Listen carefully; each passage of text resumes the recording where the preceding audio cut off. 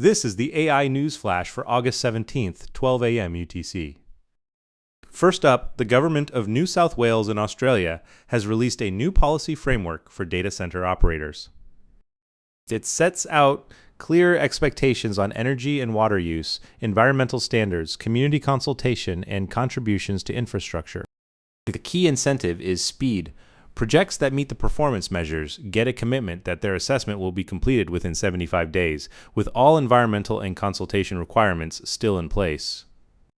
19 projects worth 50.3 billion Australian dollars are currently in the state's significant development pipeline, on top of more than 60 data centers already built or under construction.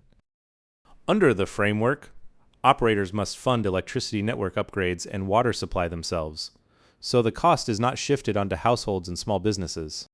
Treasurer Daniel Mookie said connecting the two means this booming digital industry can help pay for the new energy and water infrastructure the economy needs. Next, a Goldman Sachs analysis finds that AI spending is still barely showing up in corporate earnings. Only 2% of S&P 500 companies put a number on the effect of AI in their second quarter results. Of those, 11% reported measurable productivity gains, and they were concentrated in software coding and customer support. Companies that cited AI gains posted median earnings growth of 17% against 14% for those that did not. The gap is narrow. By contrast, the AI infrastructure beneficiaries, semiconductors and cloud providers, saw earnings surge 54%, accounting for roughly half of the entire index's earnings growth. Median AI spending per worker reached $12 a month in July, up from $5 at the start of the year. The top 10% of companies went from $240 per employee to $650. Third, Alibaba's Qwen models have been downloaded 3 billion times in the last 6 months, far ahead of Google and Meta. The figures come from Hugging Face, the open-source model hub. Google recorded 418 million downloads for the year and Meta 227 million.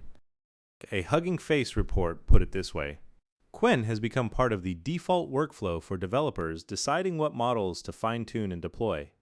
It is a concrete sign that in open-weight models where anyone can download and run the weights, a Chinese offering is becoming the de facto standard. Bloomberg reported the numbers on August 15th. Finally, a new survey suggests a substantial number of employees are quietly refusing to use AI at work. According to a report by the research firm Omni Calculator, 26% of workers have avoided or declined to use AI without telling management. 45% said they had deliberately completed tasks by hand, even though approved AI tools were available to them. The reasons given were pride in their own work at 39% and concerns about accuracy at 33%. Only 4% said they completely trust AI with important tasks. 56% described their workplace as allowing AI without encouraging it. The findings point to a gap between the public narrative about adoption and how people actually behave on the job.